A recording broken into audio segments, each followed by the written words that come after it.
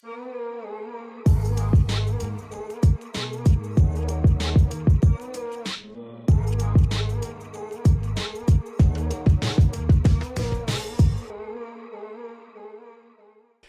everyone, and welcome to the Searching for Happiness podcast. I am your host, Joseph Grable, and today I have with me JayFoxx from Talks and Sips.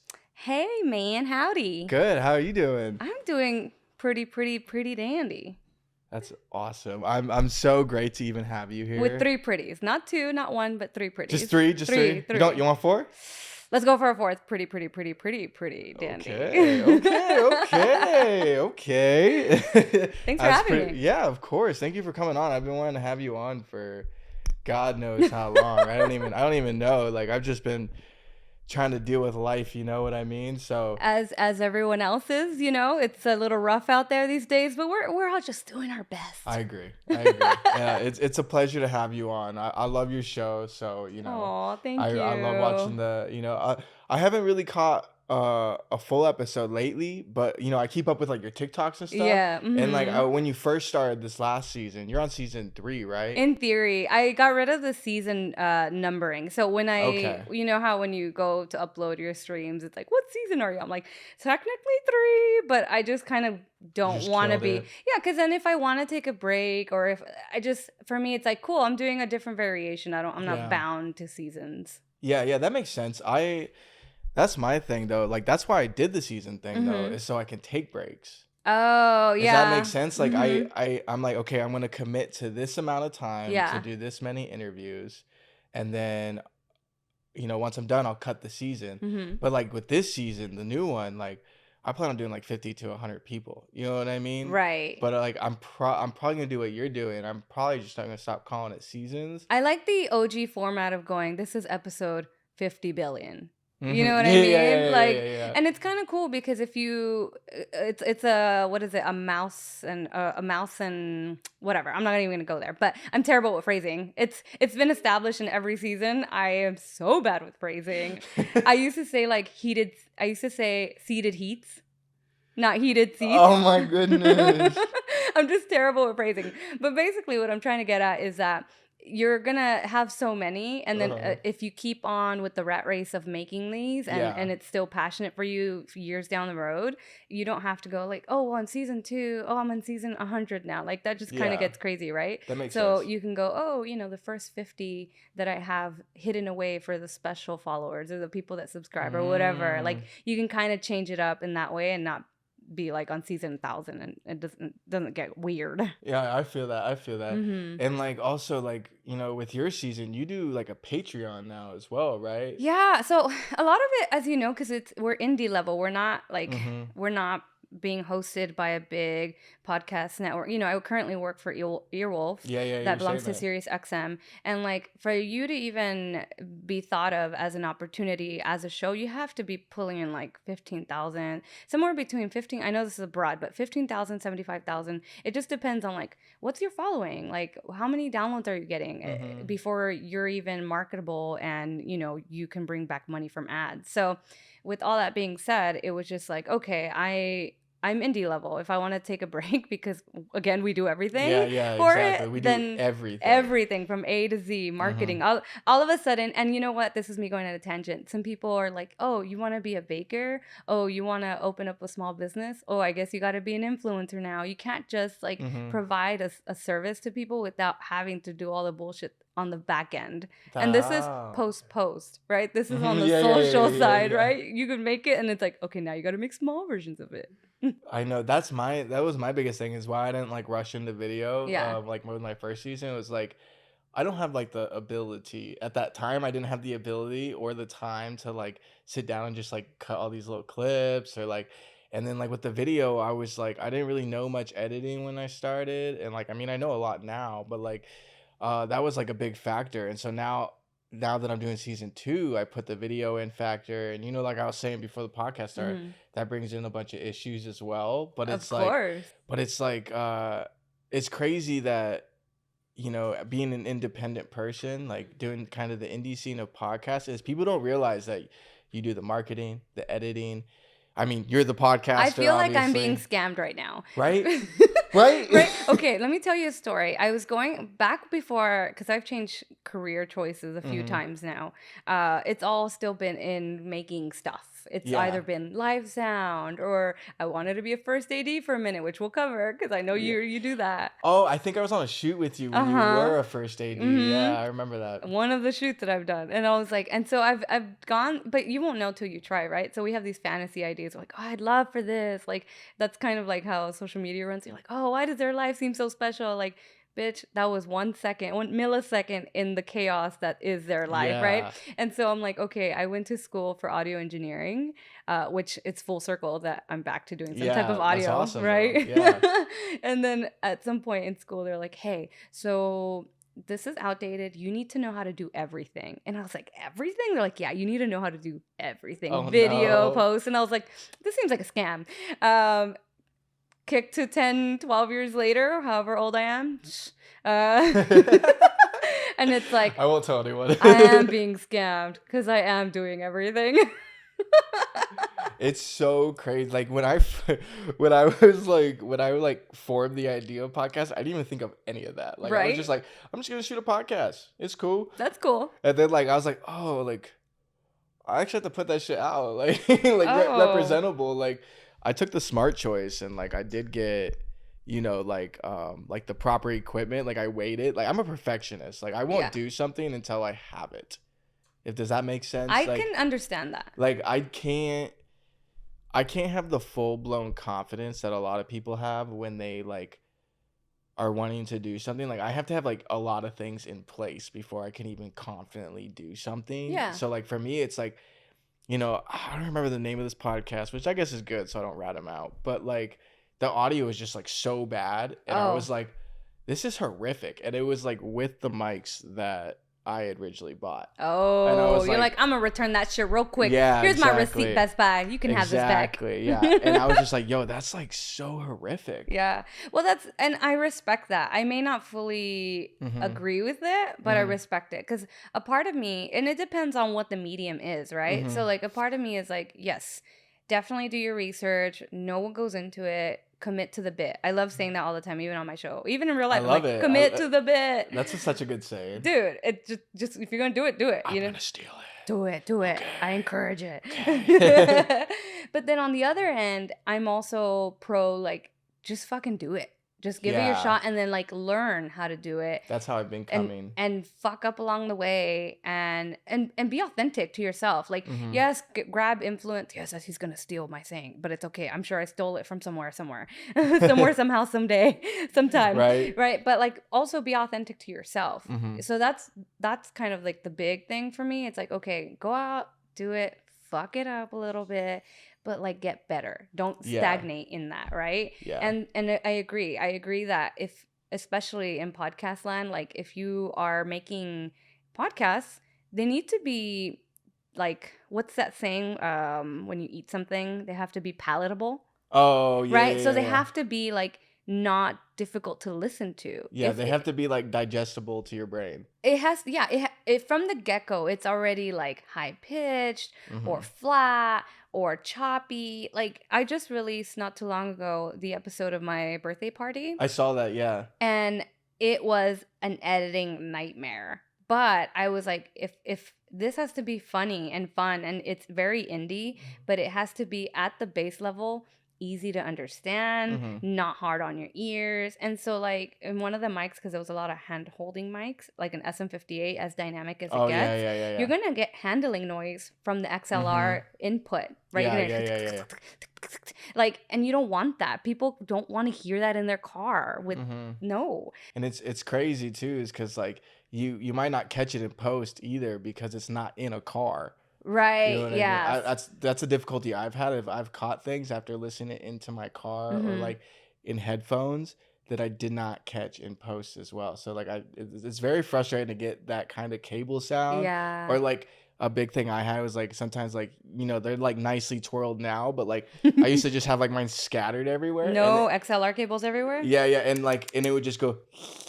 You're a madman. Like while I was talking the whole time and didn't pick it up until like the end of post, and like I had to scrap that whole episode. And that's annoying because you spent the time setting up. You know, you're now literally in post, so hours have gone into it. At this point, you're like, oh, this is shit. I can't use this. So I understand for where you're coming from with that. Yeah. But at the same time, I'm annoying. I'm one of those middleist people. Everything I do is down the middle, right? Because of the whole empathy part of myself. So it's like, oh, don't waste your time, but also try, but learn from it. Like, see how you're kind of have, what do you call it? Having your feet in both places. But yeah, at that point you would have already put hours into it. You're like, 100%. But at least here's a question. Have you made that same mistake again? Actually, no, I have not. Well, there you go. And I think that's like, I think I told you during like our pre-interview, like I think I've learned out of all the things I've done in LA, this has taught me the most, the fastest. That's great. You know what I mean? Like I constantly make mistakes with it, like all the time. Like it's shit. Like when like after I'm done recording, it's like just shit. Like it's a humbling experience. It is. And it's like, like you were, going back to what you were saying kind of a few minutes ago was like, you kind of just got to go and do it. Yeah. Because like you can be a perfectionist all you want, and this is what I've realized this year. You can be a perfectionist all you want and wait as long as you want. But if it doesn't get done, it doesn't get done. Right. At the end of the day, you don't have a product to learn from. Yeah. To even be like, oh, this is fucking garbage. I can do better. Exactly. And like, like I did the research, you know what I mean? Like I researched like what Joe Rogan uses, what Logan Paul uses, what was the other On Purpose, like Jay Shetty, and like all those guys. Him. He's like my dream guest. He's my dream guest. I told you. Jay Shetty, yeah. He's my absolute dream guest. I'm not even gonna say that he's underrated because he's not. He's not. He's not. But he's properly rated. But the people that don't know him probably should. There's people out in the world, and this is not me throwing shade necessarily, but it's like some people do not have it together, and that's okay, and they can use some Jay in their life. I have his book like right behind you, the Think Like a Monk behind. Oh, I have that one too. Oh, such a good book. So good. I talk about his book like on all my episodes. It's so good. Like he's truly like my dream guest. Like, even over any other celebrity, like I would love to have Jay Shetty. What is that term? I learned this term some time back when I used to work at a climbing gym. Because again, if you own a business or are running a show like this, you're going to have some goals. If you're going to do it at a consistent level where it's not casual or just a hobby, then chances are you have goals, right? Yeah. And so at that climbing gym, they had the saying, it was called like a BHAG. And it was like or was it a BHAG? Yeah, it was like big, huge, or humongous, audacious goal. That was the acronym. And so for you, like getting Jay is like your BHAG. It's like one day. And it's like you have to, how like right now everyone's like, you gotta manifest it. And I'm not. I fucking hate you. Like, you gotta make it, just think about it really hard. It's like put it in the air. I get good vibes. I get sending healing, all that. I get it, right? Yeah. But also if you're like just thinking about it, not doing anything, right? It's not gonna happen. I think that's been like my biggest weakness this year is I think about a lot of things and I don't do them. You know what I mean? Like and like the podcast is like a huge example. Like I really wanted to like step up my game this season with doing like the video and everything. And it's hard. It's a lot of work. Yeah. It's so much. Like I think I've only edited like one episode, but I spent like, because of the video aspect, I got really good at like the sound editing, so I could get that done in like 4 hours. Oh, that feels so good when you can get the sound. Yeah, now this is like half the battle right here. Oh yeah. Yeah, but then once you add those guys in, it's like yeah. And sometimes what I found, especially with this device, because that's the one we use in the studio, is that there becomes, I think, some type of latency issue in the audio. I know this is like real tech, but basically it loses sync. And so recently, Chris Bonifay, who lets me use his studio to produce my studio, he sent me an email. He goes, "Hey Jess, remember you were saying and for the first 2 episodes of the current season, it was like, I cannot get this to sync. And I've done this for the last 10 years. How do I not know how to do this? Oh, you just got to stretch your audio a little bit. There's a way to stretch it in Adobe Audition. And then if you start it matching at the sound of the, right? And then get towards whatever the end is, 20, 25 minutes, stretch it out a little bit on Audition, and you match it against the sound from your camera, and it'll match. It'll sync. But I didn't know that, and I was like, dude, what is happening? Why is this so hard? Mm-hmm. This has never happened before. But that's because I was using, what is it, the Rodecaster or something like that? Yeah, it's the Rodecaster Pro. Yeah, see? I think it's And I called. was like, I've never even used this because for a long time before this season, I was using my Zoom. Yeah. And Uh-huh. I was like, okay, I love that thing. That's what recorded the audio for The first season, right? the first two, yeah. The first two, yeah. I remember I actually almost got a Zoom, and then they actually had this on sale. Oh, great, yeah. It was like, I think it's normally like $600. They're wild, yeah. Yeah, and I got it for like $420. That's great. Yeah. I think Best Buy was just trying to get rid of them or something like that. They're like, too many podcasters. Exactly. Well, I mean, like they like all their like mics and everything were on sale too. And Oh, so, wonderful. Like, yeah, I mean, I got these from Sweetwater, I believe. Oh, Sweetwater, dude. Sweetwater, B&H, all the Jewish guys are like, yeah, I got the deal for you, girl. Come over here, buy my. I know, I bought my camera and my stuff from my drone from B&H. Oh, cool. Yeah, I like B&H. I got these two cameras from B&H. From B&H, see? Yeah. Like, so yes. it's great. They're great websites too, and like I'm not gonna lie, like their website kind of looks a little sketch, but like they do. like both Sweetwater and B&H. Like, and you think like, because they sell like the highest end technology to create beautiful image products, they would have a beautiful image product inventory online, but it looks like the newspaper. Exactly. Online. It's just and you're sketchy. Like, you're not even trying, my guy. It looks like they made it with like a basic like what's that basic website builders. It looks like something I like. WebEx or something like that. Yeah. The WebXD. Yeah. It looks like they just used that. I was like, bro. You didn't even try, bro. But like you're running our product speaks for themselves. Exactly. It's like they don't even try though. It's like you run like a multi-billion-dollar company and your like website is like $19.99. Man. How do you not have web developers on this? How have you not hired one of these people? Exactly. So like it wasn't in the budget. Sorry. It's always an issue. The budget's always an issue. Well, because they have to buy themselves boats. That's true. And it's based out of New York, so you know those Manhattan lofts. Yeah. Oh my God. Big time money. We were just like looking. We were just like recently looking at like LA, like not LA, like New York properties and stuff. You're wildin'. We're just like looking. We were just like, just jokingly looking, and we're like, oh my, it's worse than here. It's by far worse than here, then San Francisco, then here. Yeah, 100%. And like, I was like, wow. I was like, I kind of need to stop complaining a bit. It's like, that and like, how do you people afford this? Because what is minimum wage? I'm sorry, I don't know. I should Google it before asking this. But what is the minimum wage in New York? Because not everyone has a fucking 6-figure paying job. So like, how are you affording these? I don't get it. Or like the houses that you see that are like back to back, like down the street, like in Brooklyn and stuff. I'm like, how do you guys even afford those? Like, and they're like shady. Like, yeah, that's shady as fuck. But like, no offense, you Brooklyn. can't even. Yeah, no offense, guys. But like, your place is a little bit shady. But like, legit, like we looked at like this one townhouse. It wasn't even like that nice. Like it was pretty run down. Like, not gonna lie, and it was still like $600-something thousand, and it was like broken. Like the house was broken. Like it was like walls are torn apart. Like it was a disaster, and it was. But you get to say, "I live in Brooklyn." No, you don't even say that because I don't know if that's like a clout thing. I don't know if people would actually be like, "Yes, I'm from Brooklyn." I think people from Brooklyn. Oh, we're gonna get roasted.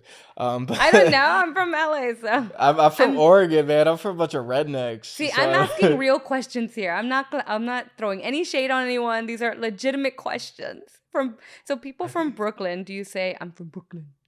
Or do you go, oh, I'm from New York?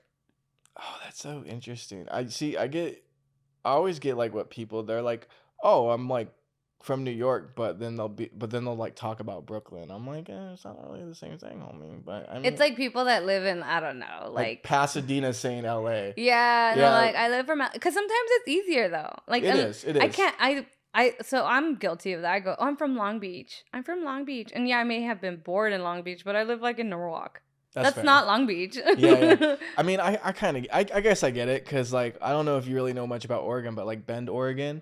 Like, I lived, like, probably 45 minutes out of there, but I just tell people I'm from Bend, Oregon because it's a very touristy spot. Yeah. And, like, people are more likely to like know where that is rather than Lopine, Oregon. Yeah, no one knows where the fuck that is. Yeah, that is literally like a town of like 4,000 people or something like that. Like my graduation class was so tiny. How close is that to Eugene, Oregon?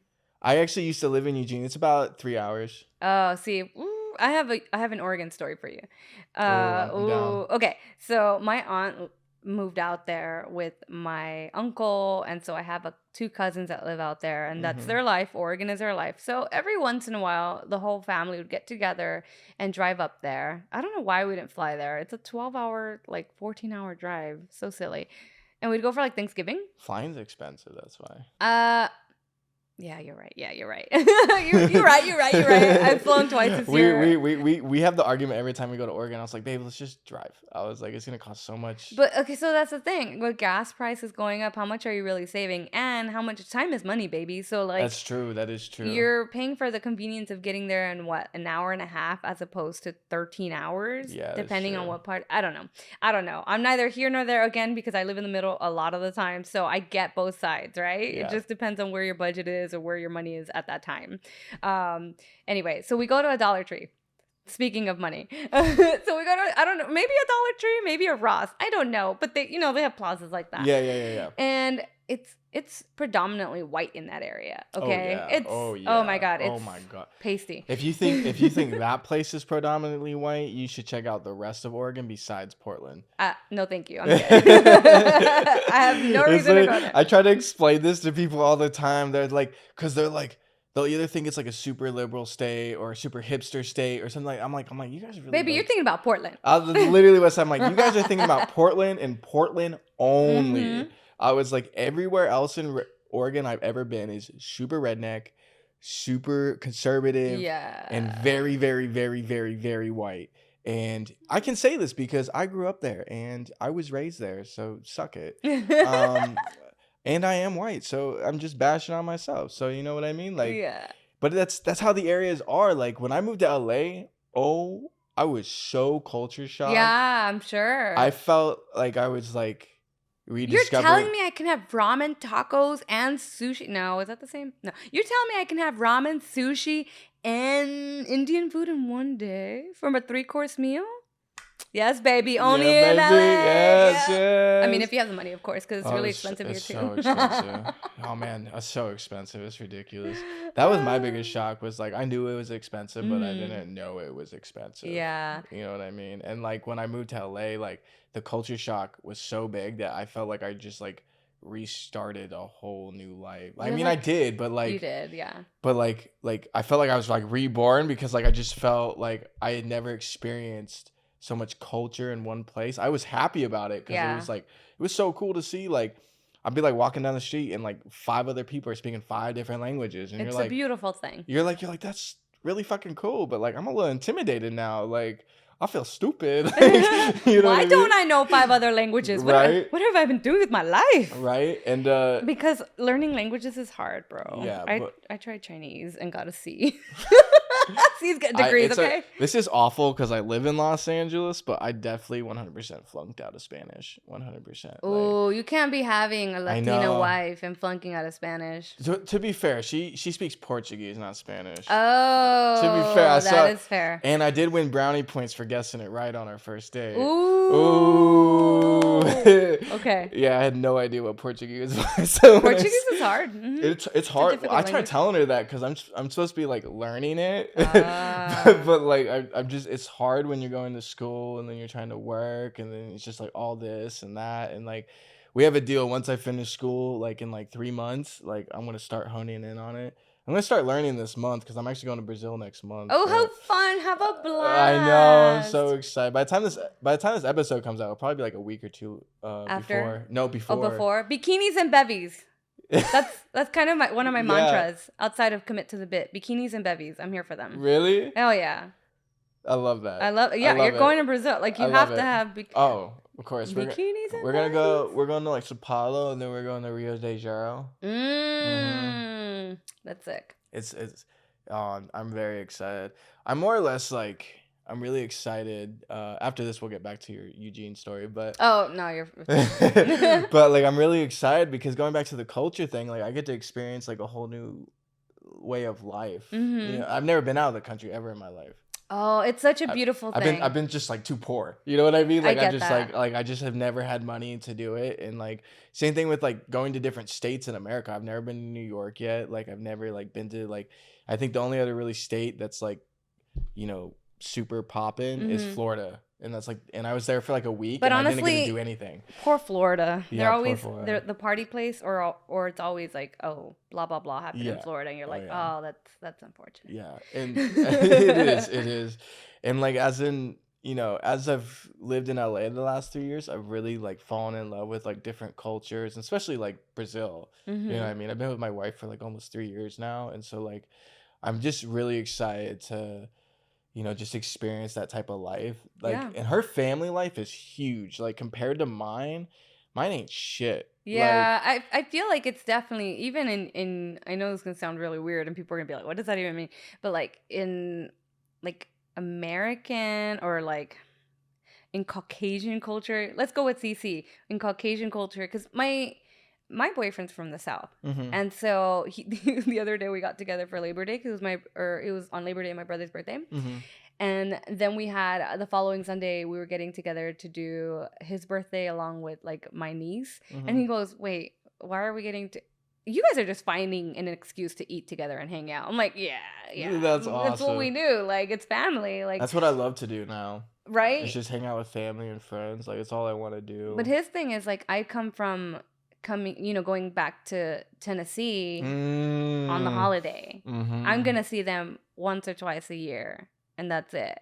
And so for him, like this year, we've gone back for like his brother's impromptu. His brother got married, and I remember it was posting it. It looked fun. We had a blast. And then his dad was like, "Oh, there's a father-son golf tournament," because he lives at a golf course, and so that's when I was like, "Oh, I'm gonna podcast the fuck out of you, sir." Hell yeah. And it turned out to be such a fun episode. That's awesome. Because they're divorce lawyers that met in court. Oh, I did watch that one. So fun. Yeah, they were both divorce lawyers. They're both divorce lawyers. And they got married, right? No, they're together. Oh, they're together. But they met fighting against each other in court. Yeah, I was like, that is the coolest. I was like, how the fuck are we not going to podcast this? Yeah, I was like, that is such a unique story. It's so, like, I thought that was so cool. I was like, because the one guy had a cowboy hat on. She was kind of more put together and stuff. And I was just like, they're kind of opposite people too. Yeah. Like, and I was just sitting there. I'm like, that is like the coolest. She's a wine gal. She's, wears the Chanel and the Gooch. And he's very much like, I have my things. I don't need more. Yeah. He's like, give me a good, vehicle and a nice house. And I'm good. And a scotch, like all is Gucci, a whiskey. I'm good. And so she's like, nah, we're going to get a boat and go to the lake. And like, okay, we're boat owners now. What the fuck? Like, so she kind of brings that out of him, for him to just kind of get a little wild since he's so reserved. Oh, I love that. I love that. Opposites attract, baby. It's true. Me and my wife are so opposite. It's not even funny anymore. Makes sense. It's not even like it's so. It has its moments. I think it makes it a relationship more fun though. To be honest. Absolutely. It's because it's like I try things that like. Other than like, I'm very like picky with food, so like she'll fight me with it for food. You gotta try stuff. Yeah, I made a deal with her though. Like in Brazil, I can't say no to anything. That's great. That's fantastic. I can say no to tasting it more, but I can't say no to tasting it. You may come back a little chunky, and that's okay. Yeah, well, that's kind of the goal too. You're like, I'm underweight right now. Yeah, I'm trying to beef up a bit, you know what I mean? I'm tired of being a skinny little boy. Well, it's like this month I'll be like 24 and like fuel for gains. Yeah, yes, exactly. And like oh my god, like some people still think I'm like 18 and I'm like, oh man, I was like, I need to beef up a bit. I have a trainer. I can link you up. Okay, bet. I'm down. But yeah, no, nevertheless, I think me and your boyfriend might come from very similar backgrounds then. Because my family, my mom and my stepdad especially, they're very like, I don't give a fuck. Like, just let me have these things in life. Yeah. And then like, they truly don't give a fuck. Like my stepdad, he'll be at a party or like he'll be somewhere. And if he's comfortable, he'll do it. I love him, but like it drives me nuts. He'll just like take his shirt off and just like chill. Like He's most like, it's hot. I don't have to impress none of y'all. exactly, like that is exactly how my mom and like my mom doesn't do that shit. He's Thank like, I'm not God. suffering in silence for you. You ain't worth it. And your mom's like, why are you so embarrassing? Yeah. Oh my God, No, why do I love you? my mom is just like, Andy just doesn't care. I was like, yeah, it makes sense. I love it. I think it's funny, but like sometimes I'm like, dude, I'm like, bro, I was like, put your shirt back on. Please. But like, it's like, you know, it's their lifestyle. It's like, he's Yeah. very like, I don't care. Like, I just want simple things in life. And my mom has become that way as well, where she's just like, I want simple things. Like, she doesn't take her shirt off in random places. Thank God. I think I'd be scarred for life. Like, no, but like, mama, no. exactly. But like, you know, she's become very, when I was growing up, my mom cared a lot about a lot of things. And now she's just like, I don't fucking care. I don't fucking care. That's good. And I think that's going to happen. I can say that for myself. I'm 31 years old, young. I mean, I don't care. I think you're pretty young. Thanks, dude. Yeah, and honestly, they say women are in their prime when they're in their 30s because they take a lot less shit, you know, and they are more direct about what they want. There's see it. less wishy-washy. You're just like, you're not gonna make room for things that you don't have room for. You know what I mean? So I get it. And so I'm sure like my grandma's like 85 today, and you know, my grandpa's sister passed away recently, and I don't know if that kicked her more into gear. 'Cause she was already like YOLO, you know, but now she's like extra YOLO. She's like, I don't give a fuck. Like, I want to do this. We're gonna go do this, you know, because she I guess that mortality sets in, right? You're like, I can go any day now. So like, why am I gonna? And it's reasonable. It's not like, all right, I'm gonna go bungee jumping. Like, she's not fucking doing that shit either. But she's like, oh, okay, the things that I would have been reserved about before, maybe the importance that I once gave this thing isn't as important as I think it is, or I thought it was.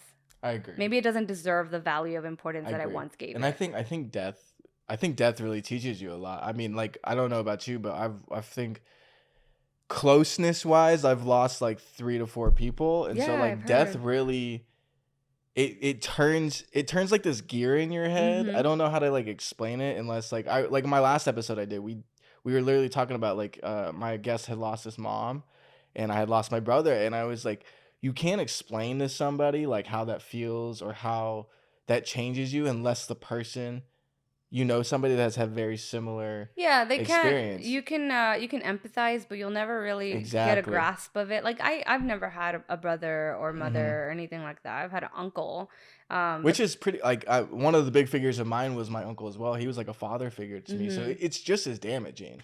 Like, it depends on your closeness, I guess. Yeah, but like, and there's things that like you don't want to regret, but it happens. You're gonna end up regretting it, and you don't want to regret it, but you're like, fuck. So yeah.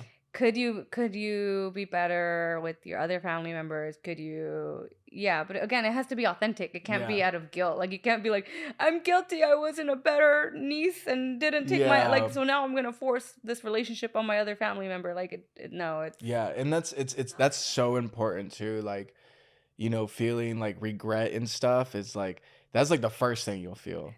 Like, as soon as someone dies, you'll just instantly feel regret. I mean, there's a few people I did, but there's like one person I didn't feel any regret because I felt like we had a great relationship and, you know, life was great. And like, you know, but there was a few times where I'd be like, I wish I would have never yelled at him during that time, or like, I wish I wouldn't have blown him off during that time, or I wish I would have just picked up my phone. Like regret like that, like, seeps through your head. And I think that's what really like gets people like depressed and stuff too, is like they realize those little things. And especially when it's like a mom or a sibling or an immediate family member, or someone you're just close to in general, like a best friend, it's just like this crushing feeling of like, okay, like, they're never coming back. How am I supposed to navigate through life? Like, you know, there's ages too. Like, your age will affect how you feel. Yeah. Like, when my brother died, like, I was sad, but I was like, cool, I get an Xbox. You know what I mean? Yeah, like, because you were little. Yeah, like, I was little, and like I think I was like 10, and like I still felt sad. I remember feeling sad, but I like my biggest regret with my brother is the day he passed away. I spent the whole day playing video games while he was out in the living room, like, sick. And I think what really got me, it didn't hit me, and I didn't even remember that until like 3 years ago. And it just like reignited all the feeling. I was like, oh no, like, because I don't know why, like, when you go like through a traumatic event like that, like your mind will blank things too, and Mm-hmm. like it won't come back for like Yeah, years. it I don't. like puts it in a vault. Yeah, like I don't know if anyone else like feels like that, but like that's happened to me like numerous times where like, and like that's like my biggest regret with my brother was just like I played video games that whole day, like, and they weren't even fun. That was the worst part, you know what I mean? And so like it's really about age, perspective, what you were doing, that really like kind of leads up to like how you're gonna ultimately feel when something like that happens. I am going to play devil's advocate here, and it's kind of one of the things that I wanted to talk about today. Yes, please. And it's like, well, you're 10 years old, so your brain isn't fully developed, right? Exactly. So I feel like, especially as kids, and even adults do it. Adults are super guilty of this. It's like as soon as something feels uncomfortable, Mm-hmm. in on the mental and emotional scale, we're very good at deflecting. And we're very good at like, how do I avoid feeling I uncomfortable? agree. And that's why there's so many conflicts that happen today and so many unresolved things that happen today. And again, relationships that like where, doing a callback to regret, like, oh, I should have done this. Like, but you didn't want to have that uncomfortable conversation. You didn't want to be in that uncomfortable situation to begin with in order to make amends, in order to find clarity, right? It's just so much easier for us to be like, oh, la la la la, let me get distracted. Look, Netflix, House of the Exactly. Yeah, Dragon. exactly. Like, you know what I mean? And so that's the thing. As a 10-year-old, like I honestly, I can't tell you to not feel bad or to not feel Mm-hmm. remorse or regret or any of those things. But what I can say is like you're not fully developed enough to understand that the situation that you were in at the time was very uncomfortable Yeah. and it was very depressing and it was something that you had no control over. So even if you had chosen as a 10-year-old kid to go and hang out and just sit there with your sick brother, like I don't know that that memory of him is any better than the memories that you had created before that. Right? So like I had a friend whose grandpa, she would go and see him all the time. One of my best friends. Mm-hmm. And she'd go every week because she knew, she'd go because she loved him, obviously. But he was also getting on the older side. So every week she'd go once a week to go see him, have lunch at his favorite spot. They'd hang out for 2 hours. It was what it was. And then it came time and he started getting more sick and he ended up at the hospital. And so someone in her family was like, why aren't you going to see him in the hospital? Like, don't you love your Mm-hmm. grandpa? And she goes, I do. But he's not, first of all, he wasn't all there anymore. Two, like, that's not a memory that she wants to keep. Like, and so I get it because that's an uncomfortable situation. You want to Mm-hmm. avoid that. And for like preserving the memory of him, right? And he's probably like her hero. You know what I mean? Like he's Yeah. probably like someone that like So it's helped raise her, hard. and like it's really hard. It's hard to be like, let me go and look at him this way. Because now you're like making a new memory that you don't want to have. Exactly. Right. And so, like, as a kid, like, I get it. As a kid, you're a kid. You know what Mm-hmm. I mean? You're gonna have the memories that you do have, and that's awesome. But at least you didn't make one that's gonna kind of tarnish your vision of Yeah. him, or your perception of him. And it's okay because you're a kid. Yeah. Like Exactly. the outcome of that day would have never changed had you been playing video games or had you been next to Yeah, him. that's very similar to kind of like what my therapist said about the subject is like it's I think you're really on point with it. It's nothing would have ever changed, like you're saying nothing would have ever changed the outcome regardless.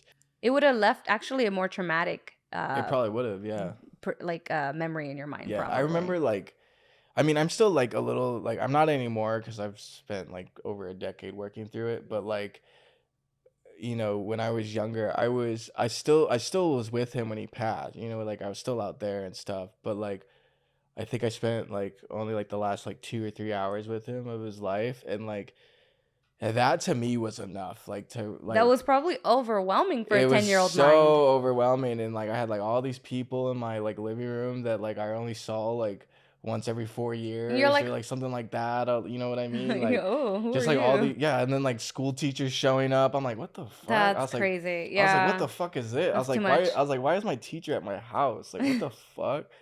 And like they would bring me my homework or something. I didn't even understand that You're because like, like why are you see, as an adult, you're like, bitch, this could have waited till next week. Exactly. Like this, you did not need to drop off my homework. This could have waited 2 weeks, okay? That's so funny. Oh my God. That's what I have said like all these years. I'm Like, like, it what? makes zero sense As to a me. kid, you're like, huh?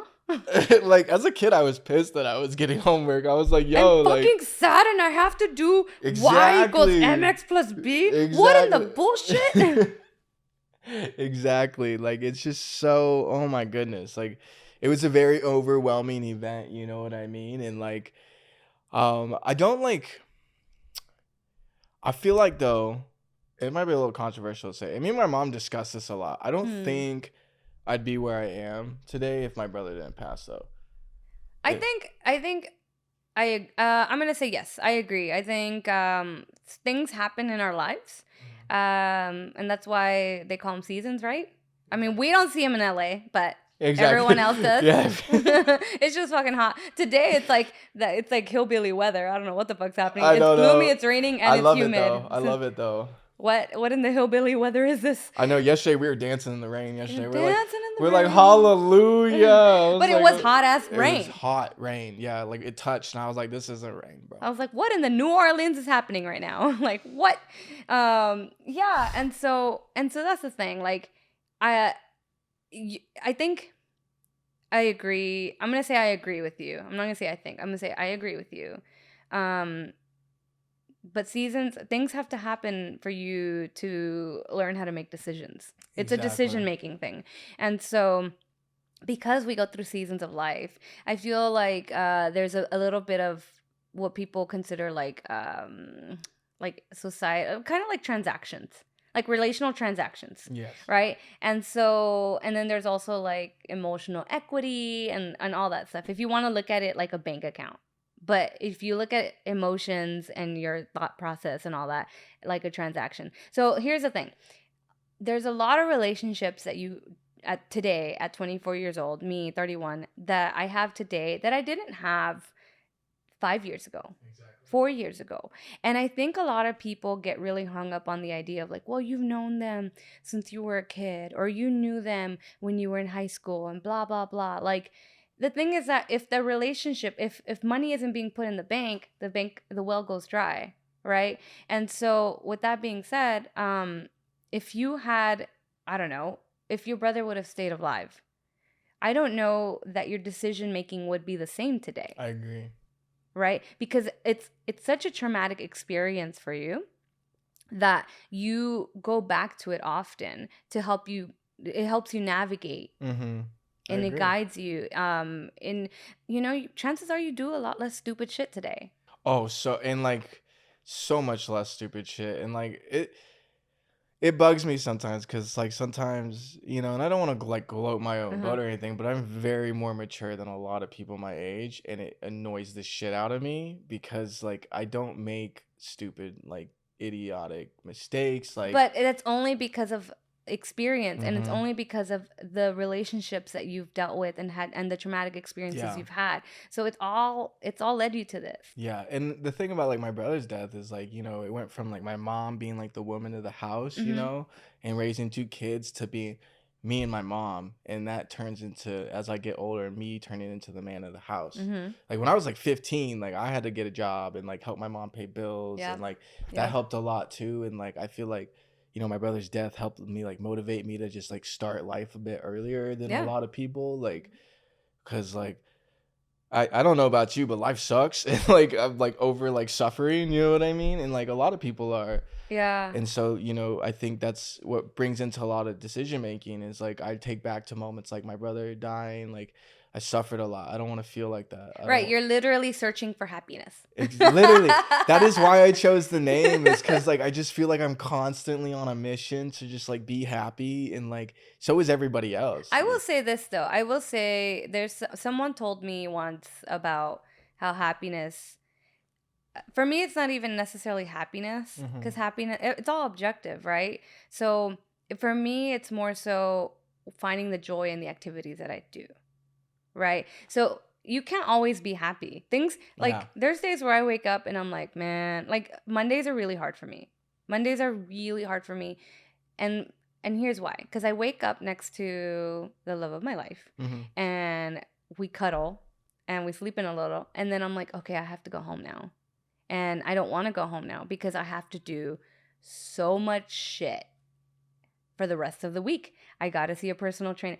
And then it's like, but then you remove that I got it, right? And you go, oh no, I get to go see a personal trainer. I get to go work, at this podcasting company that requires odd hours sometimes. I get to stress out about this stuff. Like when you can find the joy in the stuff and mostly the gratitude, like it definitely changes the lens that you're looking at things through. Yeah, I agree. Right? So happiness is fleeting.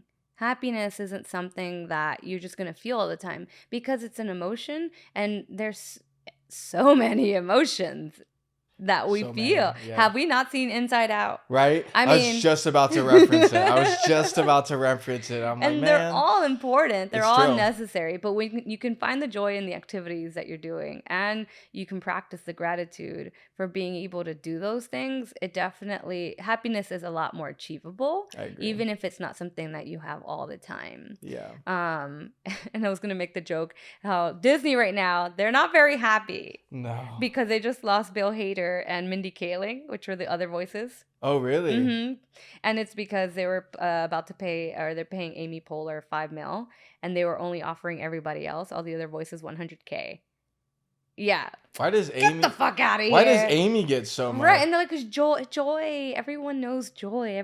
Joy's voice is distinguishable, and it's like, no, but Mindy Kaling is literally a production company owner. And she does Disgust's voice, and her voice is ill. Oh my God. Like, it's very distinguishable in itself. Bill Hader's a rising star. Hello. Bill Hader is just Bill fucking Hader. Right, you know what I mean? Right. Like, that's like a slap to the face. Like, type, like, I mean, like, 100K sounds like a lot. But, like, when you've been in this business for 20 years. Well, yeah. And absolutely. You're Emmy nominated. Golden Globe nominated. You're in one of the hottest shows around right now. Exactly. Yeah, absolutely. You've been in some of the funniest comedies to ever exist. If someone offered me 100K, I would spit in their face. You'd be like, but you're giving Amy Poehler 5, and so apparently they try to give her more. Reason. Yeah, I was like, give her $3 million and then disperse the rest. And even then, it might not necessarily meet the $3 million, but it'll be close and it'll be fair. Like, I don't know what we're doing. And I'm not saying that because as a woman, I should be like, yeah, Amy Poehler, make your bag, girl. I get it. But at the same time, it's like, no. We want equality. We want to get paid as much as men, right? So like, it has to be the same way. Like, we can't be mad that Harry Styles got paid $2 million and that main girl for that Darling movie or whatever that has so much fucking drama. Oh yeah. You know what I'm talking about? Olivia Wilde's film? Yeah. Which is super upsetting because I'm like, I'd like to be a director one day. I'd like to direct something here and there, which is why I do what I do. And it's like, oh man, everything that's happening to this point is taking away from this film and this feat. It hurts. It scares me too because I'm pretty sure she's the one directing Madam Web as well. Oh shoot. For Sony. So I'm like, can we? Oh yeah, she is. I covered it in season 2 of Talks and Sips. Yeah. That was the rumor I took. Oh yeah, I remember that episode. It was like you guys were talking about like a secret role or like because it hadn't been revealed yet. Yeah. It was like a secret role, and so I went deep diving in the internet. Yes. No, like and like this whole drama stuff about her is like firing back in her face too. Because like I don't know if you saw, but Shia LaBeouf like refuted what she said. It was like, nah, bro, like.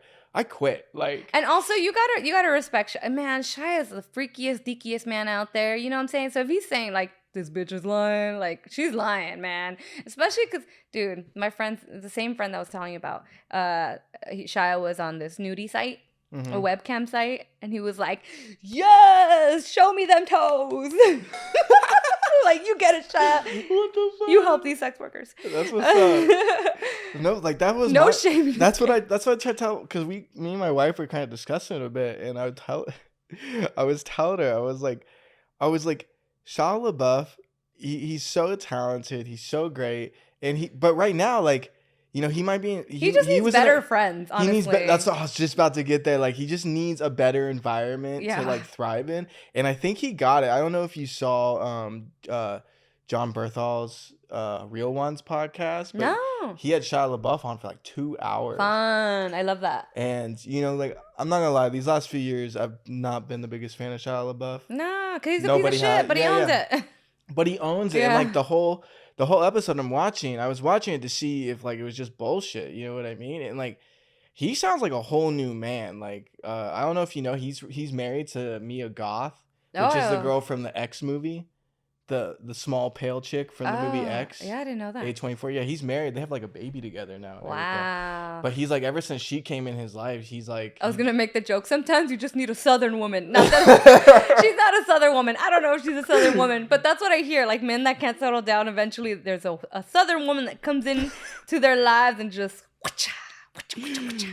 shapes them into place. Yeah, I don't know, but I'm sure she definitely like whipped him into shape because he seems like a whole new dude. Like he like the whole episode, he's just like taking full blown like accountability. That's everything. great. Like, he's like, I was a piece of fucking shit. He literally says that. He's like, I'm a fucking piece of shit, woman beating, asshole. But he's like, I'm trying to like make amends with myself with life, and and I was like, it's like.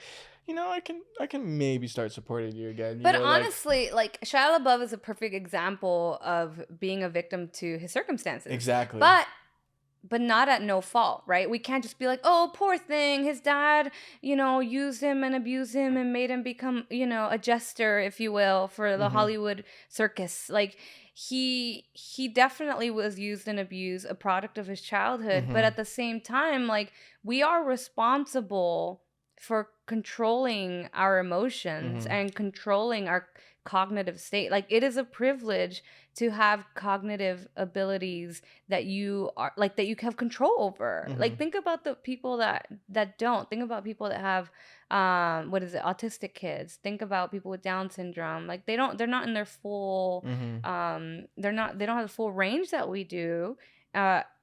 And that's not fair, and that's, what do you call it? The card that they were dealt, in life. And the thing is that we have that privilege. And so with that privilege, like they say, comes great responsibility. And so like, and that's, and I'm saying this from the perspective of someone that kind of operated on autopilot for a very long time. And I feel like as a society, most of us do. Unfortunately, it's so easy. I've been doing it so much this year. And it's like, okay. We can't self-correct all the time. I get it, because self-correcting requires you to look inward, right? Retrospect, and it requires you to be like, oh, this is slipping by. I'm letting this go. Oh, right? And so the thing with it is that, like, as soon as we start feeling certain things that aren't natural to our real person, then that's when it's like, okay, maybe I need to take a step back. So like I was telling you before, I was like, there's times where I get a little bitter and I get a little sour, and I'm like, that's not who I am though. I'm actually kind of like a hype girl. I want you to succeed. I want you to do fucking great. But there's times where I'm like, ugh, and that's when I'm like, okay. And that's the part where a lot of people have a hard time, because it's like, you have to admit to yourself. It's the admitting to yourself that you're being a piece of shit. Yeah, that's what really made me regain respect for Shia LaBeouf. Was like, he was just like full blown public, millions of people just watching this podcast, like admitting that he's a piece of shit, womanizer, blah blah. And I was like, you can't like bag on somebody for like going on like pretty much national television, because I mean YouTube is pretty much national at this point. Net television, it feels like. You can't just like. You have to like really be healed to do that as well. Yeah, or even if, and that's what I'm saying. I don't think healing, I think you can heal. I mean, I technically was healed, if you will, but it's the practice of, like, you're not gonna work out one day and be like, I'm fucking ripped. Look at this. I'm an Adonis. Like, you're gonna work out forever. It takes patience and time. Right. So with that, the muscle being another, form, another organ in our body that requires work, right? You're gonna be a little bit quicker to self-correct. Yeah. You're not gonna get to the edge every single time. You're not gonna be hanging by a finger from the edge every single time. You're gonna get better at being like, oh, okay, I'm at the edge now. Yeah. I'm not hanging by a finger. Oh, I'm like 5 feet from the edge now. Let me turn back. Oh, I'm 10 feet from the edge now. Let me turn back. Like, you're going to be a little bit quicker. And it doesn't have to become like this chaotic, detrimental thing. It's just like, oh, I was quicker at self-correcting. I was quicker at practicing gratitude. I was quicker at being grateful for what I have. And like, okay, I was quicker at acknowledging that, like, maybe I don't feel good today emotionally, and I'm going to cry, or I'm going to do whatever, or I'm going to have fucking chocolate, whatever, right? But then I'm also gonna go, okay, that time has, because time just goes and goes and goes, right? So that time has come, that time has gone. All right, now time to clean off my boots. You know what I mean? And keep on going. Yeah, keep on keeping on. I think like kind of a little bit going back to losing somebody teaches you a lot of that. You know what I mean? Like it teaches you a lot of self-correction. It makes you like reevaluate yourself. It brings you to rock bottom. Much. Yeah, 100%. It brings you to like rock bottom, and like I feel like with Shia, it was the same. I hope I'm saying his name right. Shia LaBeouf. I don't know. Sometimes people pronounce it differently. And with I'm Shia? Like, yeah. Like, what is he, chia seeds? That's what I say. I was like, yo, like, he's not chia. Chia. His hair sometimes, though. His hair is great. I love his hair. I don't know. I've always been jealous of like his hair. He always has great hair. But no, through the years, I've always respected Shia. And it's cool to watch not only him as a celebrity, but like him as just a person. Yeah. Grow like that. And I think like that's what death teaches you, or like traumatic events, like the whole world kind of being like, fuck you, dude. Yeah. That's going to fuck you up. Like, that's going to really fuck you up. So like, I'm not going to compare death and that together because they're completely separate things. But both those things teach you exactly what humility. They teach you humility, and it humbles you. Yeah. It allows you to reevaluate your darkest and your seasons of life. Exactly. So it allows you to go like, oh, that wasn't a good season, but here, okay, I can do better. I can try a little bit harder. I'm gonna make mistakes. I'm not gonna be perfect, but I'm gonna try a little bit harder this time than I did last time. Exactly. Yeah, and that's all you can do. That's all you can do. And I always tell people, like, I'm like, when people are like, say like you're trying to get somewhere or do something, and they're like, I just can't do it. And I always tell people, I'm like, well, are you trying your best? And they're like, yeah. I was like, that's all you can do, homie. Like, I love that. That's dog. Look, man, like, did you give it a shot? Like, all right. If you can't a good buddy of mine, he works so much. He works so much, and he's just like, I feel like my dream just ain't happening, man. Like, I was like, there's also, we're impatient as fuck. Oh yeah, it's as a society in general. Yeah, 100%. Oh, and I blame it all on social media and Amazon and like all this shit. Like, you're telling me I can't have my package in 2 hours? You're telling me I can't receive my 300,000 like in 2 hours? You're telling me I can't be the next fucking I don't know who's Jay in 2 hours? What the fuck?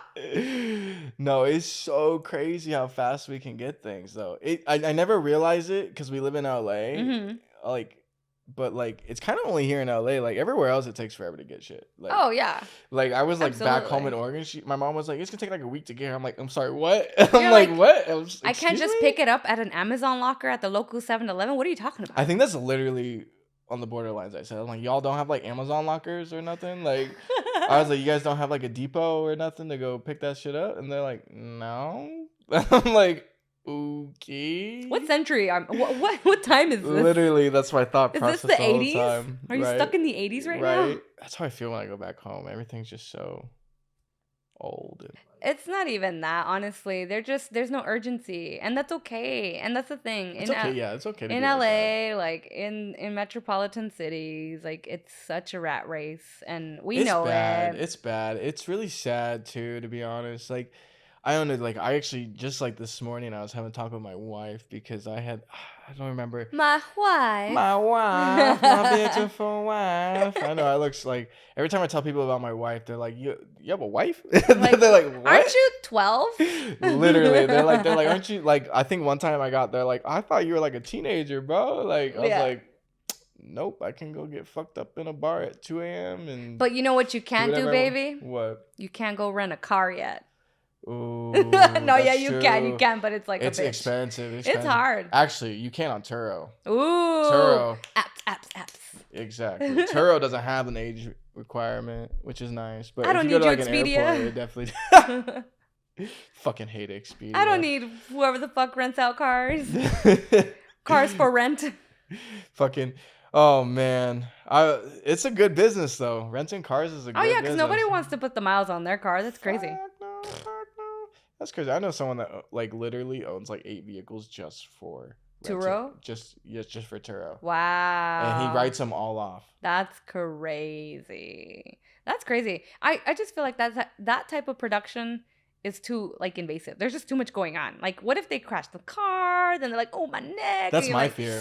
That's my fear with like Airbnb too. Like, we're trying to buy like a house out in Brazil to Airbnb because I feel like it make Rio de Janeiro. Yeah, Rio de Janeiro. Rio de Janeiro vacation spot. I can't speak at all, but bikinis and bevies. You can make so much money doing it. But like our biggest fear is like, what if someone slips and hits their head?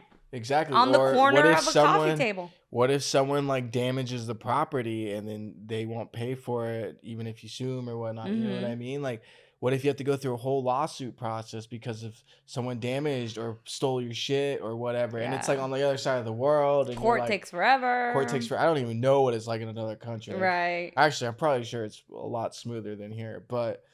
Yeah. I don't know that I know anybody that has had Airbnb in a different country or even state for the matter. I don't really Maybe know. State. I know people that have had them in different states, and they're always they say it's a struggle, but that's why you hire property managers and this and that. I'm like, yeah, but homie, I don't got money to hire property. That just turned again. See, it just got real busy. Exactly. A quick, what is it? A get quick rich quick scheme. I told you I'm bad at phrasing. Get rich quick. Get rich quick. Say that for me. Pyramid scheme. Or sorry, not pyramid scheme. Ponzi scheme. Ponzi scheme. When it's that, nope, it's not worth it. I don't know. Some investments out there though are really smart. I'm definitely still gonna do Airbnb, but like, cause I did an Airbnb before. Oh really? Yeah, here in LA. It was cool. I met some really cool people because we did the whole like live together thing. Oh, okay, cool. Yeah, and I met a few really cool people. That's cool. I know a few people that have done that. They're literally just like, it's just like having an exchange student at your house. Like, cause I knew a couple that had they took like exchange students in like for high school and stuff, and they're like, it's literally just like the same thing. It's the same exact thing. I was like, oh, just with people wanting to visit LA. Yeah, and then she's like, the only difference is you don't have to yell at them to do their homework. That's true. That's kind of nice. I was like, oh, that's cool. She's like, the only time I ever had to yell at someone in the Airbnb was like they were like trying to take my shower apart. I was like, That's so bizarre. How do you decide like I'm gonna go stay here? Ooh, the water pressure on this shower is not strong enough. I'm gonna have to go to the depot and go get that horse pressure hose. Maybe the elephant pressure hose. That's the one. Maybe that's the one. I can't have this soft ass hair out here.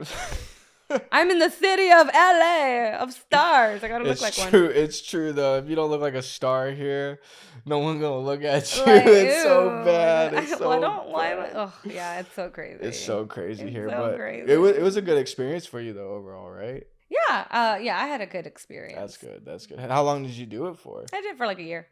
Oh. Yeah. Did you at least make good money doing it?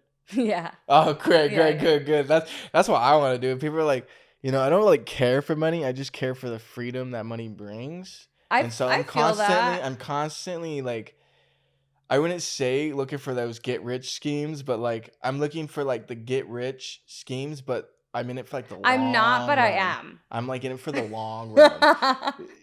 I feel you. There's some things I'm like, I would do, but I don't. Would I sell feet pics on the internet? Sure.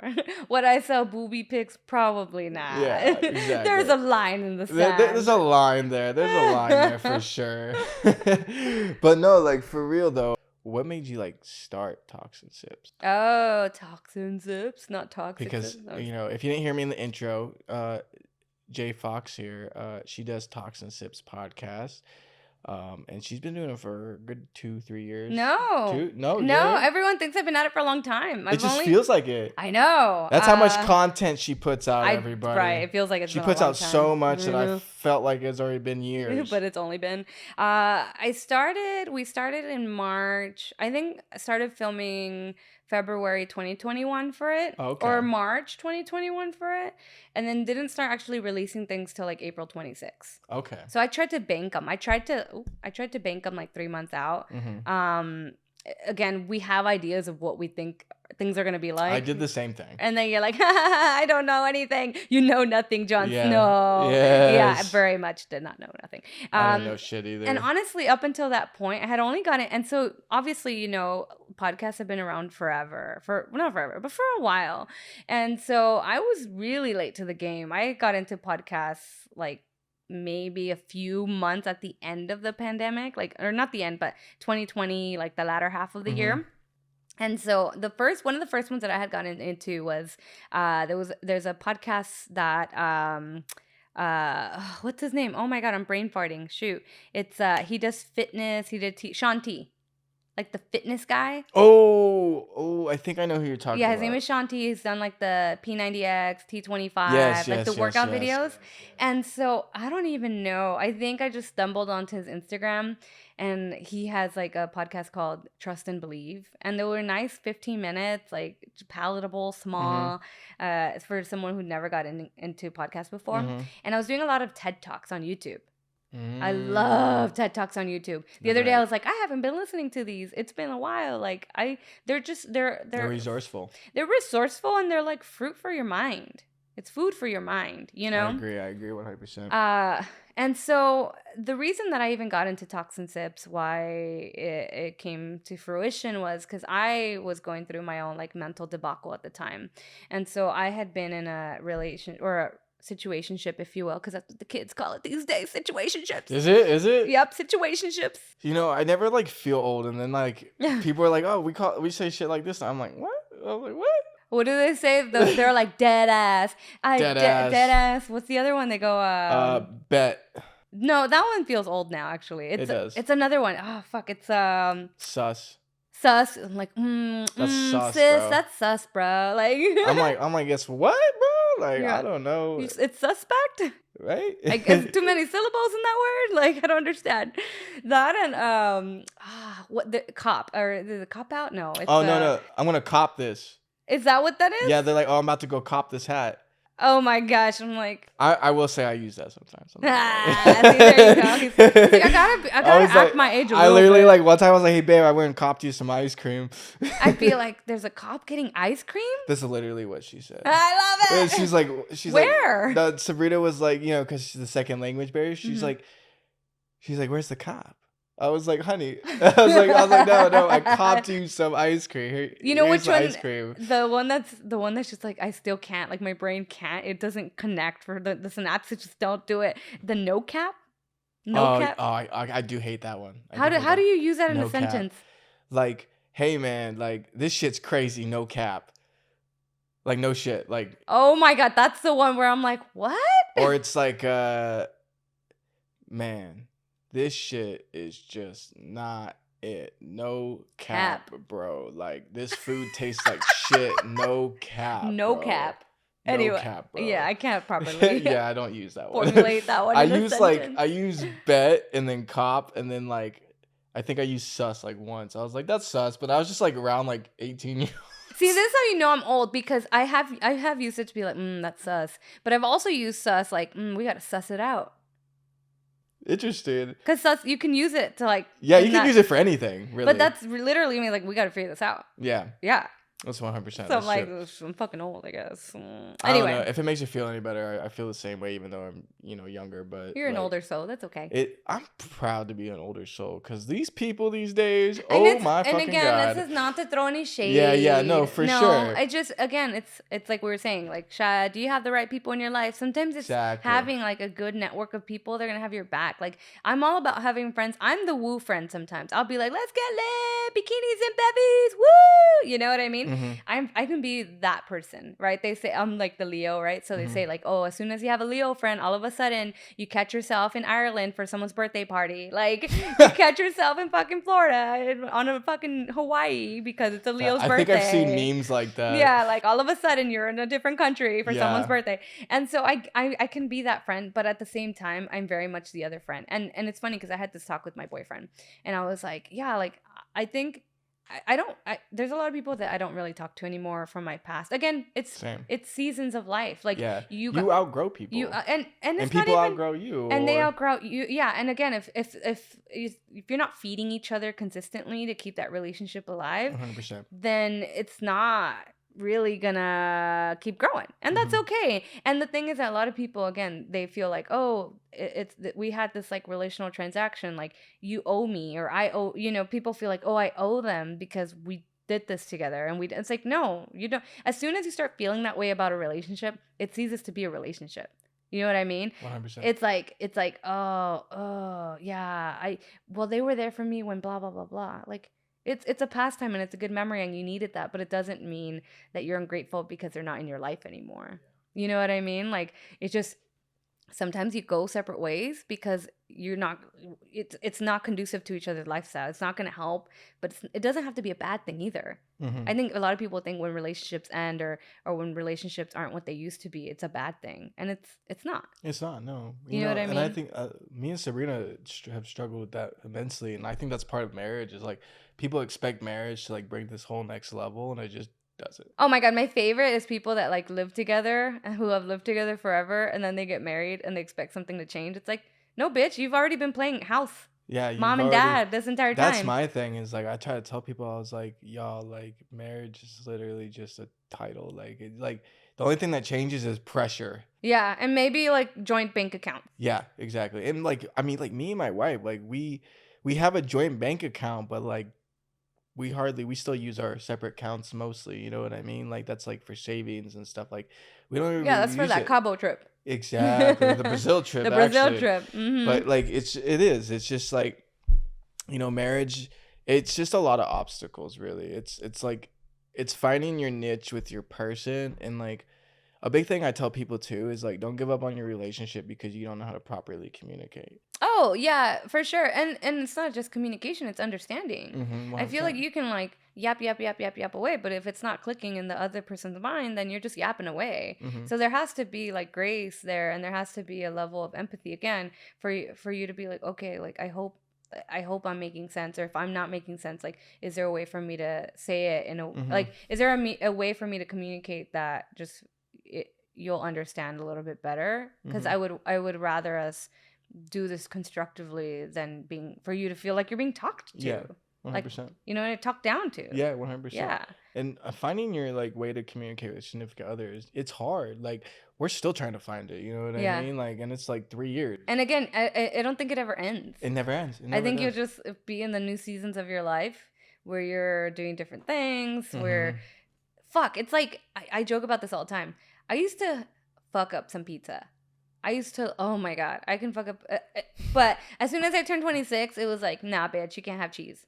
You can't have dairy no more. And Uh, I'm like, oh my god, my stomach hurts. Everything hurts. Like, oh and no. it's like, but I used to be able to eat pizza just fine. Like, it's literally the same thing. It's like your life's gonna change, your body's gonna change, your mind's gonna Hmm. grow. You're gonna, as like women get older, like, YOLO, I don't fucking wanna deal with your shit no more. Like, you don't have bandwidth for certain things that you would have normally in the past felt socially pressured to have bandwidth for. Hmm.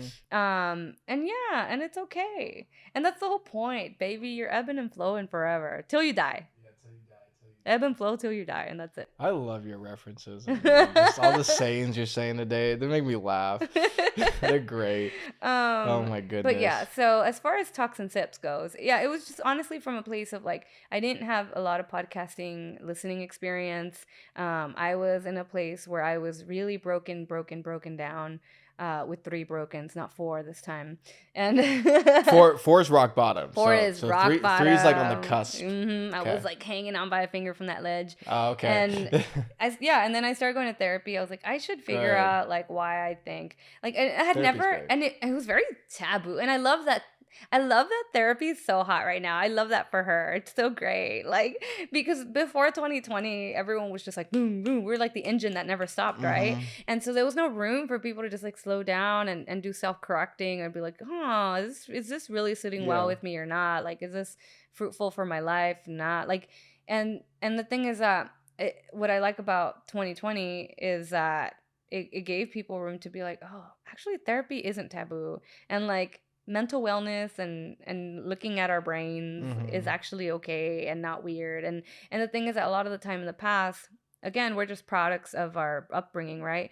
But a lot of it is like our egos. We have frail egos. And so the ego immediately, as soon as like you start questioning these type of things about yourself, as soon as you're like able to say out loud like, oh, I'm a fucking failure, like I failed at this and this and this area, like that's hard for people to do because our egos sometimes are so big, and their defense, like the defense mechanism comes up and it's like, no, that person's wrong, that person is hating me, that person, and it's so quick to like point at everybody else instead of just taking responsibility. Like, hey, I allowed myself to be, in my case, I allowed myself, because I didn't know how to love myself, to be in a situationship where it went on a little too long, and I allowed myself to devalue myself because I give so much in relationships, in all my relationships. Yeah, same. And it's like, and this person took off with it, and I depleted myself. I had nothing left to give myself. So by the time this person was like, I'm good, thanks though, peace out,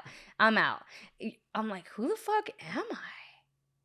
What do I stand for? What is my purpose? What are my goals? Like, and I think whenever you get to that point, when you're so far off, I remember just like driving and crying every day. I couldn't make yes or no decisions. I was just so broken.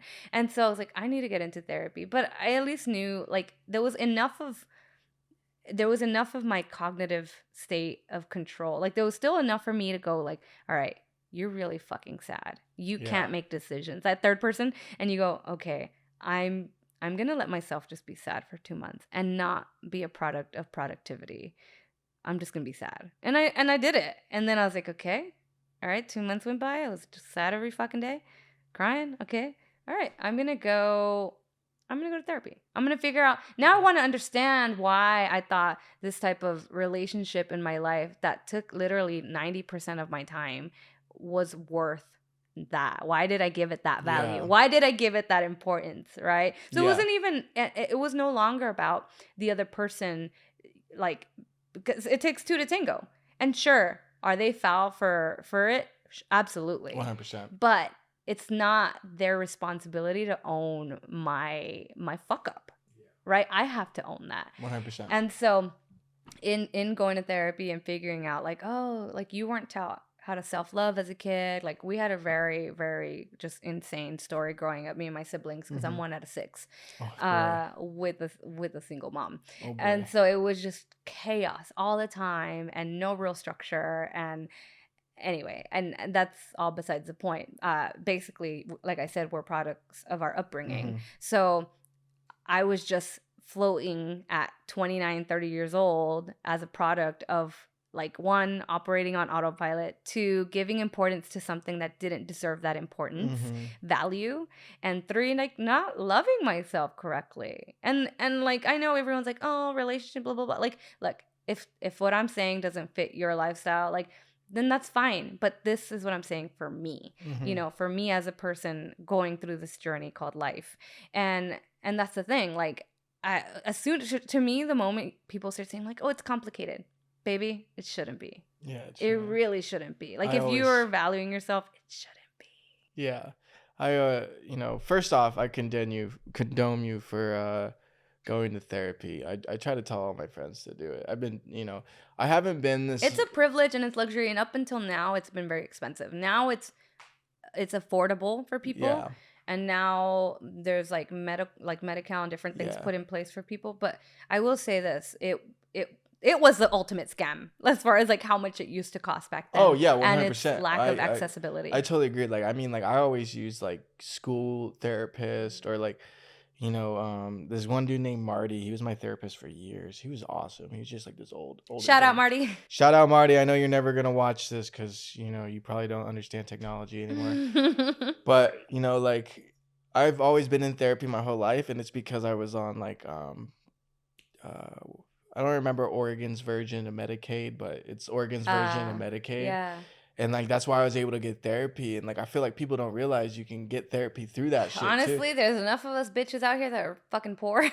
Get that shit. Get that shit. You can get therapy on Medicaid. I swear to God. You pay your taxes. Right, exactly. And so I've always had it until I moved to LA.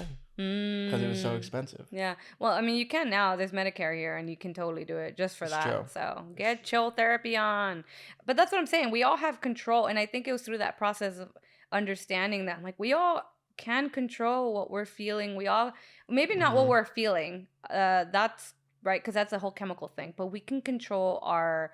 I don't want to say our perceptions. No, that's not the right word. We can control like what we allow, right? So even if you're sad, you can control to not go get drunk. Yeah.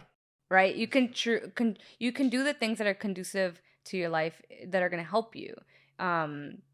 Sometimes it's easier to just kind of be like on autopilot and like, I'm gonna get fucked up. I remember growing up and being like, I don't even know why I said this, but I remember growing up and be like, my drunk song is Mazzy Star, Fade Into You. I'm just gonna be really heartbroken at a bar and listen to Fade Into You by Mazzy Star. And I'm like, why was I feeding that? Like, why did I think that was okay? I was listening to We that. all have moments. Right? And I'm like, yeah. And so that's what I'm saying. So as far as the podcast goes, I started listening to a few more. And then I realized, like, sometimes I want the conversation to keep going. Or there's different things that I'm really interested in. And I don't feel like it's being covered right. And for me, I'll open up an article, some type of article, and I want to know what's happening. I'm like nosy like that.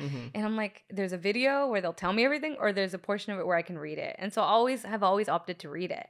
And so I was like, I think I want to start something. And at the time, the first season, which actually wiped out, eventually it'll come back. It'll be kind of like an exclusive thing. But the concept came, we're like, well, what are we going to do? You know, what are we going to do this podcast about?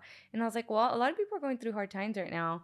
And maybe we can cover that. Maybe we can just cover how crazy, like, we don't have it together.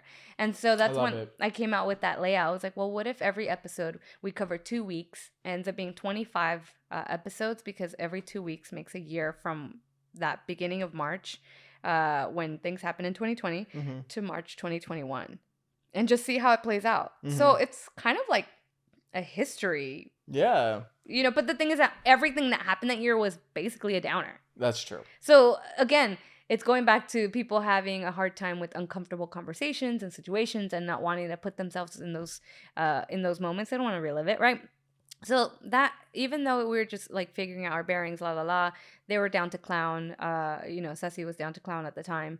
And so I was like, oh, I want to keep doing this. So then it was, again, just trying to restructure.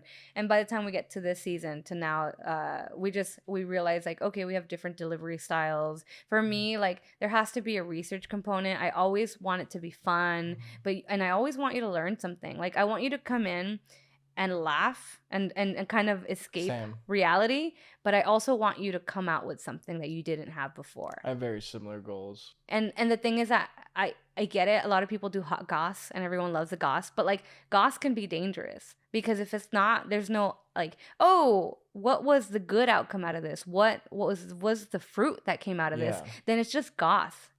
And that's not good. Yeah, I agree. Right? Like, we're just gonna talk shit about someone, or we're just gonna That's why I like see all these podcasts on TikTok. They're just like always talking shit about everybody. And I'm like, bro, like, but that's they know that the market is bigger. And again, no one really realizes this. It's, our minds are literally like scientifically proven to be programmed. The way we operate as people is to think negatively. Our mind will give way to think negatively a lot quicker than to think positively. That takes work and that takes effort. And our brain's like, oh, I don't want to fucking do that. It's like, I'm good. And I think just society in general is like, I'm good. Yeah. You know, and so that's the thing. And so if you have, I don't want to put out things to the world that are not gonna help anyone. That's like fair. I'm not saying I'm fucking Mother Teresa, no way. Like, I have a potty mouth and everything, but I'm saying, like, if you're gonna come watch my podcast, or you're gonna come listen to my podcast, and you're gonna spend an hour of your time, like, 1, I want you to come out feeling good.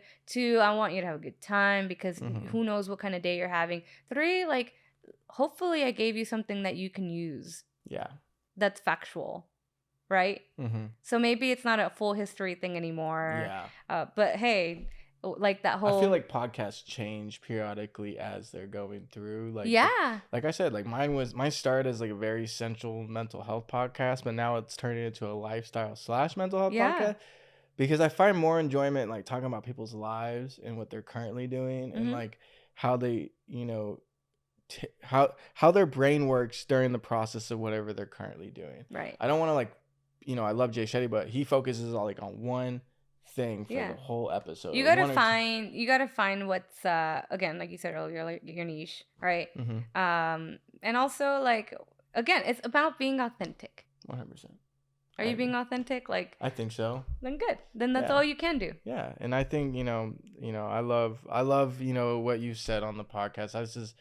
It's gonna be such a good episode. Oh my goodness. The whole time I've been sitting here, I'm like, this is gonna be such a good episode. I was like, you know, I felt very comfortable, and this was very fun, and we're definitely gonna have you back, of course. I'm gonna tell you right now, I'll never forget this moment in 3rd grade where we had the parent-teacher night thing, and it was one of the history classes, and it's, again, I failed history so many times. I don't understand how I ended up kind of leaning that way towards podcast land. I was just like, I want there to be something that someone can take home. Like, yes, now we all know, as of my last like formal episode, that J-Lo is the reason that Google search images was created, because everybody wanted to see that Versace dress. Like, that's literally why Google search images was created. Right. So again, not important information, but it's kind of cool to know. It's kind of cool to know. It's cool. And that's what I hope to bring with my podcast. You know, I just want people to feel okay and to feel like they're not alone as well. And like people just go through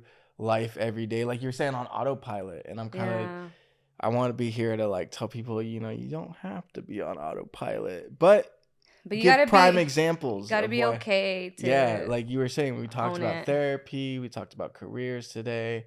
You know, we talked about a lot of stuff that I think is very, very, very helpful and resourceful. And I personally appreciate you coming on. Thanks for having me. I know you're a very busy woman. A little bit. You feel like you're a very busy woman. So, you know, I either way, I appreciate you carving the time out and doing this. Oh my God, yeah. I'm so excited. I always have to be like the host now because of the new format of my show. So every once in a while I get invited to a show and I'm like, wait, I don't have to do research and I don't have to like, cool, yeah, I'll come and hang out. I love talking. But yeah, my 3rd grade teacher told my mom, like, she's great.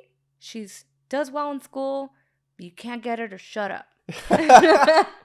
I had that same issue. As a kid. I still have that same issue. Sometimes somebody's like, Joseph, shut your fucking mouth. I'll look at Josh and like, I'm driving you crazy. He's like, just a little bit. Okay.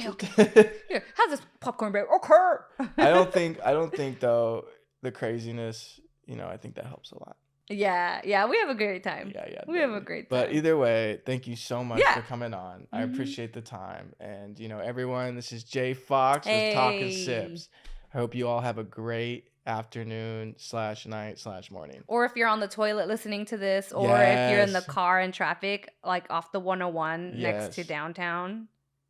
Sorry, that's where everyone gets stuck. Or the I-4 over in Oregon. Or the I-5. Sorry, the I-5 in Oregon. My bad. My bad. Don't roast me online. Or Brooklyn. If you're in Brooklyn. Oh, yeah, if you're in Brooklyn. Go for it. All right, everyone. Thank you so much. Bye.